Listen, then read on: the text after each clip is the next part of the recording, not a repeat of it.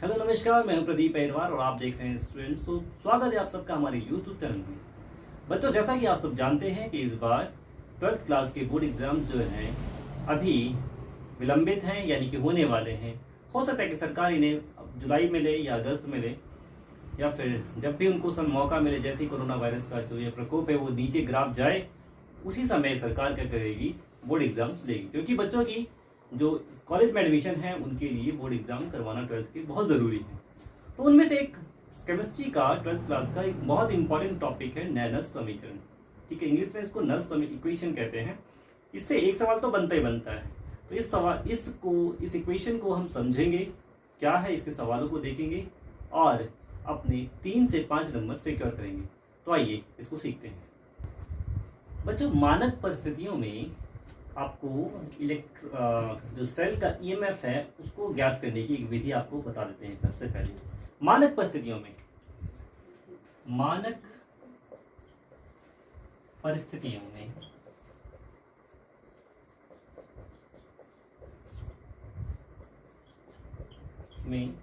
Cell का EMF. तो बच्चों, सेल का जो ईएमएफ निकलता है वो फॉर्मूला बनता है E naught cell is equal to E naught cathode minus E naught anode. मानक परिस्थितियों की बात करें बच्चों, हम मानक परिस्थितियां याद रखना। मानक परिस्थितियां है क्या, तो मैं आपको मानक परिस्थितियां बताता हूं। यानी कि दो इलेक्ट्रोड है। इलेक्ट्रोड जानते हैं बच्चों आप लोग? जैसे कि ये मैंने एक बीकर ले लिया, ठीक है, इसमें मैंने जिंक सल्फेट का जलीय विलयन लिया। क्या लिया? जलीय विलयन लिया। इसमें हमने पानी वाला यानी कि पानी मिला करके जिंक सल्फेट का एक विलयन तैयार किया, ठीक। और उसमें जिंक की छड़ डाल दी। किसकी छड़ डाली हमने? रॉड किसकी डाली है? जिंक की। ये जिंक की रॉड है। तो बच्चों, ये जो कहलाएगी, जो रॉड बन गई है ना, ये रॉड जो आपने डाली है ये इलेक्ट्रोड कहलाएगी। क्या कहलाएगी? इलेक्ट्रोड। तो बहुत कॉमन सी बात है, नॉर्मल सी बात हमने बताई कि इलेक्ट्रोड क्या होगा। यदि किसी धातु की छड़ को उसी धातु के लवण के विलयन में डाल दें, यदि किसी धातु की छड़ को उसी धातु के लवण के विलयन में डाल दें तो वो बन जाएगा इलेक्ट्रोड। तो ये बन गया इलेक्ट्रोड। अब यहां पर आती है मानक की बात। जब भी स्टैंडर्ड की बात आएगी बच्चों, तो इसकी सांद्रता होनी चाहिए एक मोलैरिटी, एक मोलरता, 1 कैपिटल M, दैट इज एक मोलरता सांद्रता होनी चाहिए। और तापमान कितना होना चाहिए बच्चों? 298 केल्विन। 298 केल्विन तापमान होना चाहिए, ठीक है। यानी कि आपको ध्यान रखना है 25 डिग्री सेल्सियस। 298 केल्विन का मतलब हुआ 25 डिग्री सेल्सियस। और ये जो 25 डिग्री सेल्सियस होता है बच्चों, ये होता है रूम टेम्परेचर। सो मैंने आपको मानक परिस्थितियां बताई। मानक परिस्थितियां ये दोनों हैं, एक मोलरता सांद्रता, इनकी 1 M सांद्रता, और तापमान होना चाहिए 298 केल्विन। तो एक ये मानक परिस्थितियों के लिए सेल का जो ईएमएफ निकलता है, E naught cell is equal to E naught cathode minus E naught anode. ठीक है बच्चों, ये हो गया आपको। चलिए मान लेते हैं कि अभी हमने जो काम किया वो मानक परिस्थितियों को लेकर किया, लेकिन मानक परिस्थितियों को लेकर के अब हमारे पास सवाल नहीं है। मानक परिस्थितियां जो थी, स्टैंडर्ड जो कंडीशंस थी, वो हमारी फ्लॉप हो गई। है नहीं हमारे पास, वो कंडीशन है नहीं है। हम नॉर्मल बिहेवियर की बात कर रहे हैं, हम नॉर्मल तापमान की बात कर रहे हैं। रूम टेम्परेचर घट रहा है, बढ़ रहा है, सांद्रता उसकी घट रही है, बढ़ रही है। तो इसके लिए फिर हमारे पास क्या सॉल्यूशन है? तो इसके लिए एक बढ़िया सा सॉल्यूशन है नैनस समीकरण। नैनस समीकरण क्या करता है? यदि हमारा जो सवाल है, हमारी जो इक्वेशन है, ठीक है, अपचन विभव वाली जो इक्वेशन है, अगर वो मानक परिस्थितियों में नहीं हो रही है तो उसके लिए हमारा नैनस समीकरण काम करता है। ठीक है बच्चों, नैनस समीकरण कब काम करेगा उसको हम बताते हैं। यदि दोनों इलेक्ट्रोडों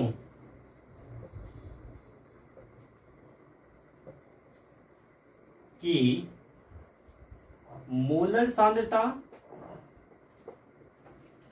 एवं मानक तापमान, मानक तापमान स्टैंडर्ड जो टेम्परेचर है दैट इज 298 केल्विन भिन्न है, अलग अलग है, अलग अलग है। तो सेल का ईएमएफ नैनस्ट समीकरण से, किससे बच्चों? नैनस्ट समीकरण से ज्ञात करेंगे। किससे ज्ञात करेंगे? नैनस्ट समीकरण से। तो इसी के लिए तो हम आए हैं आज। किसके लिए आए हम लोग? नैनस्ट समीकरण के लिए आए हैं। इसको हमें निकालना है और इसको समझना है। तो उम्मीद है आपको नैनस्ट समीकरण से पहले मानक परिस्थितियां समझ में आई। 1 मोल 298 केल्विन का समझ में आ गया। फिर आपने कहा कि अगर मानक परिस्थितियां दी गई तो सेल का ईएमएफ कैसे निकालेंगे? E naught cell is equal to E naught cathode minus E naught anode. ठीक। फिर यहां पर हमारे पास कंडीशन आती है कि अगर ऐसा नहीं है, मानक परिस्थितियां नहीं है, अगर मानक नहीं है तो नैनस्ट साहब हैं, वो क्या करेंगे? हमें आंसर दिला के जाएंगे। ये इक्वेशन हमें ज्ञात करनी होगी। तो सबसे पहले हम क्या करते हैं? नैनस्ट समीकरण को ज्ञात करते हैं कि कैसे बनती है बच्चों। तो चलिए देखते हैं। एक सामान्य अपचयन अभिक्रिया लिखते हैं सबसे पहले हम। सामान्य अपचयन अभिक्रिया हम लिख देते हैं इसको। ठीक है बच्चों, M प्लस 2 इलेक्ट्रॉन, N लिख देता हूं यहाँ पर, N electron is equal to M। ठीक है, एक हमारे पास सामान्य से इलेक्ट्रॉन अभिक्रिया, एक सामान्य से अपचयन अभिक्रिया है M की power plus N plus N electron, क्योंकि जितने पावर चढ़ गई इतने इलेक्ट्रॉन हमारे से यहाँ से मुक्त हुए हैं। इतने इलेक्ट्रॉन मुक्त हुए हैं यहाँ पर हमें दिखाने पड़े, इतने इलेक्ट्रॉन मुक्त हुए हैं, क्योंकि N इलेक्ट्रॉन मुक्त हुए हैं तो N ही दिखाया जाएगा। ठीक है, तब जाके ये बनेगा। ठीक, ये हमारे पास फाइनल प्रोडक्ट हो जाएगा। ठीक है बच्चों, तो इसके लिए नैनस्ट समीकरण देखते हैं। नैनस्ट समीकरण E cell is equal to E naught cell minus R T upon N F L N 1 upon, ये चल रहा है इस तरीके से, यानी कि जो सांद्रता वाला है वो यहां लिखा जाएगा और ये है आपके पास नैनस्ट समीकरण। इसको पढ़ने का तरीका क्या है? E cell equal to E naught cell minus R T N F, R T upon N F L N that is log 1 upon M की पावर एन प्लस 1। तो बच्चों देखो, हमारे पास इक्वेशन आ चुके हैं नैनस्ट समीकरण E cell equal to E naught cell minus R T upon N F log 1 upon M की power N plus 1। तो अब यहाँ पर देखिए, ये जो 1 लिखा है मैंने, इसमें हम धातु भी लिख सकते हैं। जो ये धातु चल रहा है ना, इसकी सांद्रता के लिए हम इसको ब्रैकेट में से डाल सकते हैं। ठीक है, इस साइड की जो धातु है ना, ये एम धातु है, ये आयन के फॉर्म में है, धातु है, तो धातु को लिख सकते हैं इस साइड ऊपर 1 की जगह। क्योंकि मैंने 1 इसलिए लिखा था क्योंकि क्या होता है, धातु की जो मोलर सांद्रता मानी जाती है वो 1 मानी जाती है, सिर्फ 1। तो धातु की मोलर सांद्रता 1 मानी जाती है, इसलिए मैं डायरेक्ट लिख देता हूँ। लेकिन अभी फिलहाल के लिए आप लोग यहाँ पर m लिख लेंगे। अभी नेक्स्ट उसमें मैं 1 लिख देता हूँ। ई सेल क्या है? ई सेल है दी गई परिस्थितियों में, ठीक है, दी गई कंडीशंस में जो इलेक्ट्रोड का विभव है, दी गई कंडीशन में इलेक्ट्रोड का विभव, और ई नॉट जब भी आएगा, नॉट जब भी आता है तो मानक परिस्थितियां, ध्यान रखना है बच्चों, मानक परिस्थितियों में इलेक्ट्रोड विभव। आर जो होता है वो गैस नियतांक है और इसकी वैल्यू होती है 8.314 जूल प्रति केल्विन प्रति मोल। ठीक है, तापमान T that is a room temperature, उसको मानक तापमान मानेंगे, केल्विन में रहेगा। और N क्या है? Number of electron participating in the equation, अभिक्रिया में कितने इलेक्ट्रॉन भाग ले रहे हैं, तो उनको सबको गिनना नहीं है, आपको क्या रखना है ध्यान में, मैक्सिमम इलेक्ट्रॉन कितना लिखा हुआ है उसमें। यहाँ पर n इलेक्ट्रॉन मैक्सिमम लिखा हुआ है तो इसको हम n मान लेंगे। ठीक है बच्चों, और तो यहाँ ध्यान रखना है कि ये क्या है, एन मैक्सिमम इलेक्ट्रॉन कितने पार्टिसिपेट करेंगे, एफ फॉर फैरेड है, ठीक है, धारिता का मात्रक भी फैरेड होता है, तो ये 1 फैरेड के लिए धारिता यहाँ पर दी गई है, 1 फैरेड है और इसकी वैल्यू क्या होती है आपको ध्यान रखना है 96,500, क्या याद रखना है आपने 96,500 याद रखेंगे ना तो सही रहेगा, नहीं तो क्या होगा 96500 है या 95600 है, कंफ्यूजिंग रहेगा, तो and you have to find out that it is 96500 यानी कि 96,500 कुलाम प्रति मोल, कुलाम सी फॉर कुलाम प्रति मोल है, एम ये है धातु की मोल सांद्रता वो हमने दिखाई दी है 1 होती है, और ये है आयन की सांद्रता, तो विलयन में आयनों की जो मोलर सांद्रता है वो आयनों की सांद्रता लिखी जाएगी, ठीक है बच्चों, वो गिवन होगी आपके पास क्वेश्चन में, तो ये आयनों की सांद्रता है। अब थोड़ा सा और आगे बढ़ते हैं, अब देखते हैं इसको बच्चों, हमारे पास समीकरण क्या है, देखो नैनो समीकरण जो हमें E cell is equal to E naught cell minus R T upon N F L N 1 upon या फिर एम अपॉन लिख देते हैं हम लोग, एम अपॉन ये आयन के लिए विलयन में आयन जो थे एम की पावर एन प्लस, ठीक है, एन पॉजिटिव। अब हम क्या करेंगे बच्चों, वैल्यूज लगाना शुरू करते हैं, E naught cell as it is, इसको तो टच नहीं करना, ई सेल ये चल रहा है इधर और E naught cell as it is, minus R की वैल्यू बताओ 8.314, टी की वैल्यू 298 केल्विन, मैं इनके यूनिट नहीं लिख रहा हूँ डायरेक्ट लिख रहा हूँ इसलिए, एन की वैल्यू एन तो एन है भैया ना, ये एफ की वैल्यू 96500 96,500, बहुत बढ़िया, एल एन ये बहुत काम की चीज है इसलिए मैं यहाँ लिख रहा हूँ, ठीक है, ये एल एन जो है ये आप इसको समझिए लॉग बेस ई, इसका बेस चल रहा है ई, ठीक, और जब ये बेस ई हटेगा तो ये आता है 2.303 लॉग बेस 10, तो हमें लॉग बेस 10 से पढ़ाई करनी है, लॉग बेस 10 हमारे लिए इंपॉर्टेंट है, then we have to write down in place of ln 2.303 log base 10, it is हमें मतलब 2.303 से मल्टीप्लाई और लॉग बेस 10, लॉग बेस 10 में ये है आपको 10 लिखने की जरूरत नहीं है, बेस 10 चलता रहेगा क्योंकि हमारे जो पढ़ाई हो रही है हम लोग जो भी आंसर निकालते हैं वो लॉग बेस 10 वाला ही निकाल देते हैं, ठीक है, और इसकी वैल्यू क्योंकि ये धातु था मोलर सांद्रता 1 और ये नीचे चलता रहेगा m की power n plus that is n positive, तो बच्चों मैं यहाँ लिख देता हूँ, इसको ऐसे लिख देना, इसको ब्रैकेट में से डाल देना और ये वैल्यू ऊपर लिख देना, ठीक है, इसको नीचे आ जाएगा, तो होगा क्या E cell is equal to E naught cell minus, जब इसको पूरा सॉल्व कर लेंगे ना आप लोग तो 0.0591 आएगा आंसर अपॉन एन, मेरे को तो याद कर लिया तो आप भी याद कर लेंगे, इस सबको मल्टीप्लाई करके, ये नहीं कि इतना इतना मल्टीप्लाई करें, इसको ही multiply log 1 upon M N की पावर, ऐसा, तो आपके पास कुछ इस तरीके की नैनस समीकरण आ जाएगी, ये वाली आपके पेपर में काम नहीं करेगी, आपके पेपर में जो काम करेगी ना बच्चों वो ये है, मान लेते हैं, माना एक डेनियल सेल है,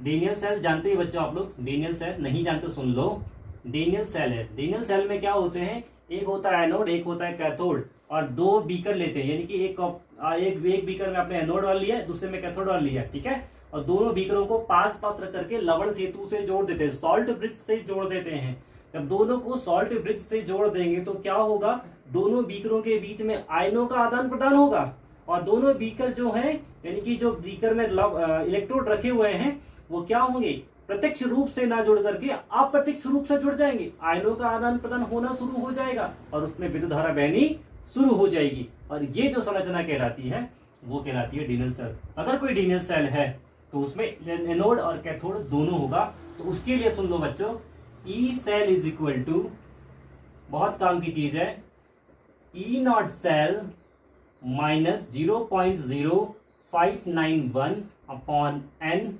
लॉग, यहां आपको लिखना होगा एनोड और यहां लिखना होगा कैथोड, इस तरीके से आप लिखेंगे और आपको आंसर मिल जाएगा। तो ये है नैनस्ट समीकरण जो आपके पेपर में आती है और इससे सवाल बनता है। तो मैं क्या करता हूं, आपको एक दो सवाल कराता हूं पहले और फिर आगे बढ़ते हैं, ठीक है। चलिए बच्चों, तो एक सवाल है आपके पास। जो सवाल है वो क्या कह रहा है कि सेल का ईएमएफ ज्ञात कीजिए जिसमें निम्न अभिक्रिया होती है। सेल का ईएमएफ हमें ज्ञात करना है जिसमें निम्न अभिक्रिया होती है। और अभिक्रिया कैसी होती है? निकेल Na प्लस 2Ag और ब्रैकेट में लिखा है 0.002 M is equal to 0 nickel 2 positive bracket 0.0160 M plus 2Ag ये लिखा हुआ है। और क्वेश्चन में ही दिया है आपको E0 सेल ये इस तरीके से 1.05 वोल्ट। तो बच्चों बहुत इजी सवाल है और इस सवाल के पेपर में आने के बहुत ज़्यादा चांसेस हैं। आप उसको समझेंगे, कोशिश करेंगे कि समझ में आए, नहीं आए तो दोबारा वीडियो देखिएगा, है ना, जिससे कि व्यूज हमारे और बढ़े, है ना। चलिए अब देखिए भाई, दो अर्ध अभिक्रिया, चलो छोड़ो, दो अर्ध अभिक्रिया बाद में लिखेंगे। तो इस क्वेश्चन को तो आपने लिख लिया होगा बच्चों। मैं इसको यहाँ से मिटा देता हूँ और मेरे पास ऑप्शन रहता है ना, तो मैं उस ऑप्शन का यूज करूँगा। ये देखो मैं कैसे ऑप्शन लिखता हूँ। ये रहा मेरे पास हल, ठीक, और दी गई अभिक्रिया मैंने यहाँ लिख दी। तो मैंने काम कर लिया ना, क्वेश्चन से ही बता दिया। तो दी गई अभिक्रिया ये है। फिर मैंने यहाँ लिख दिया दो अर्ध अभिक्रियाएं, दो हाफ रिएक्शंस लिखेंगे बच्चों। बहुत इजी है। आपको क्या समझना है, इस तीर को देखना है। तीर के इधर जाओ, तीर के लेफ्ट में देखो, जिसके पास आयन नहीं है उसको देखो, जिसके पास आयन नहीं है उसको देखो। किसके पास नहीं है? Na के पास आयन नहीं है। इसके पास तो आयन है ना, 1 पॉजिटिव। इसके पास कोई आयन नहीं है। तो जिसके पास आयन नहीं है उसको आंखें मूंद करके पकड़ लेना कि भैया तुम कहाँ घूम रहे थे अभी तक। तो आपने निकल को पकड़ लिया और कुछ छूना नहीं, इधर से कुछ छूना नहीं, तीर का निशान लगाना। क्या लगाना? तीर का निशान लगाना। निकल के पास जैसी निकल था इधर, उधर भी निकल देख लेना। 2 पॉजिटिव, 1 2 पॉजिटिव या पॉजिटिव 2 लिखो, नो मैटर, कोई फर्क नहीं पड़ेगा। उसकी मोलर क्षमता भी 160 मोल। बच्चों 2 इलेक्ट्रॉन यहाँ पर दिखा, 2 इलेक्ट्रॉन की कमी है इसके पास, तो यहाँ पर आपको 2 इलेक्ट्रॉन लिखना पड़ेगा, ठीक है। और ऐसी कंडीशन जो आपने दिखी है, तीर के इधर इसके पास आयन नहीं है, और ये वाला जो बनेगा, ये वाला बनेगा आपके पास एनोड। ये क्या बनता है? एनोड पर अभिक्रिया हो रही है। बहुत इजी था। अब तीर के इधर वाला जिसके पास आयन है उसको देख लेते हैं भाई, जो बचेगा वही तो देखोगे, और क्या देखोगे। तो 2Ag पॉजिटिव 0.0202 M, यहाँ पर इलेक्ट्रॉन यहीं पर ही है, उसको यहीं पर चेक कर लेंगे। यहाँ पर इलेक्ट्रॉन हमें यहाँ जोड़ा था, इस साइड, इधर यहीं पर ही कमी हो रही है तो यहीं पर जोड़ लेंगे। तो 2 इलेक्ट्रॉन आपने यहाँ जोड़ने हैं, ठीक। और आंसर क्या मिलेगा आपके पास लास्ट में? 2Ag। और ये अभिक्रिया क्या कहलाएगी? ये कहलाएगी कहाँ पर होगी? कैथोड पर। तो मैंने आपको एनोड और कैथोड की पहचान करना सिखा दिया। इस अभिक्रिया को मैं और तरीके से लिख सकता। देखो बच्चों, अगर मैं चाहता इस तरीके से लिखता, Na ये डंडा, Na 2 पॉजिटिव 0.0160 M, फिर 2 डंडे लगा देते, फिर क्या होता? 2Ag पॉजिटिव 0.0202 ब्रैकेट बंद, M लगा देते हैं, चलो, और फिर एक डंडा और फिर यहाँ पर 2Ag लिखते हैं। तो अगर ये 2 डंडा लगाओ इसका मतलब होता है लवण सेतु। बिल्कुल इजी से हो जाएगा। फिर तो ये वाली हो जाएगी एनोड पर और इधर वाली हो जाएगी आपकी कैथोड पर। अभिक्रिया का रूप बदलेगा बस। तो अगर ऐसा हो जाएगा फिर तो बिल्कुल इजी कर दिया उसने कि भैया 2 डंडे वाला अगर सीन दिखाई देगा ना, इधर वाला एनोड उधर वाला कैथोड, बात खत्म, ठीक है ना। चलिए मेन मुद्दे पर आते हैं हम लोग। तो ये आपने दो अभिक्रिया लिख दी और आपने एनोड और कैथोड की पहचान कर ली। ठीक है बच्चों, तो नैनस्थ समीकरण से क्या कहती है नैनस्थ समीकरण? E cell is equal to E naught cell minus 0.0591 upon N log anode upon cathode, log anode upon cathode. आपको ई नॉट सेल क्वेश्चन में ही गिवन था, दिया है करके लिख रखा था उसने। और क्या गिवन था बच्चों, वो आपको याद होना चाहिए। 1.05 वोल्ट दे रखा था उसने, 0.0591 एन। अब यहां इसको एन को चेक करते एक बार। एन इस इक्वेशन देखो, एन कितना मैक्स, सॉरी यहाँ पर तो नहीं दिखाई दे रहा है, यहाँ पर गए 2 इलेक्ट्रॉन दिखाई दिया है ना, 2e लिखा हुआ है। इस लाइन में गए, इसमें यहाँ पर भी 2 इलेक्ट्रॉन दिखा है, यानी कि आपके पास मैक्सिमम इलेक्ट्रॉन कितना हो सकता है? मैक्सिमम 2। तो n की जगह पर आपको क्या लिखना है? 2। अगर दोनों में 3-3 लिखा है तो 3, 4-4 लिखा है तो 4, दोनों में सेम होंगे बच्चों। ये भी आपको बहुत ध्यान रखना होगा। लॉग एनोड के अंदर क्या आएगा? एनोड कौन है? ये। और इसमें इसकी मोलर सांद्रता लिखते हैं बच्चों, ये वाली। तो मोलर सांद्रता है 0.0160। और कैथोड के नीचे, कैथोड आएगा ये नीचे वाला, तो इसमें मोलर सांद्रता कौन सी है? ये। तो 0.02 और ये ब्रैकेट बंद। लेकिन कहानी यहीं पर खत्म नहीं होती बच्चों, क्योंकि इसके आगे ये जी पॉजिटिव है ना, उसके आगे 2 लगा हुआ है, इसके आगे 2 नहीं लगा। इस पे तो यहीं पर पावर में 2 पॉजिटिव चढ़ा हुआ है, यहाँ पर हमने 2 लगाया तब कंप्लीट हुआ। हमने लगाया है बाहर से इसलिए कंप्लीट हुआ है, देन इसकी पावर में हमें 2 चढ़ाना पड़ेगा। ये बहुत इंपॉर्टेंट बात है। ये जो आगे लगा होगा वो पावर में जाएगा, याद रखना। अगर इसको नहीं करोगे आपका पूरा क्वेश्चन गलत हो जाएगा, तो उसको बहुत ध्यान रखना, नहीं तो आपका 2 नंबर 3 नंबर ये बेटा साफ हो जाएगा। साफ होने में तो 2 मिनट लगता है और आंसर बनाने में तो पूरा 15 मिनट लग जाता है। तो इस सवाल को ऐसी हवा में मत लेना, नहीं तो बेटा झूले झूले लाल हो जाओगे। ठीक है, 160 इसको सॉल्व कर लेते हैं और कुछ नहीं। उसका ऊपर से डेसिमल हटा लेंगे तो 10,000 आ जाएगा। और इसको सॉल्व करेंगे तो कितना आएगा बच्चों? इसको सॉल्व करेंगे तो आएगा 0.0000, एक और 0 आएगा और आएगा 4, दैट इज 0.00004। इस तरीके से आएगा। ठीक है, 1 2 3 4 5 6, यानी कि 5 0 के बाद आएगा 4 और ये आएगा। ठीक है, तो इसको सॉल्व कर लेता हूं मैं और आपको बताता रहता हूं साथ ही साथ।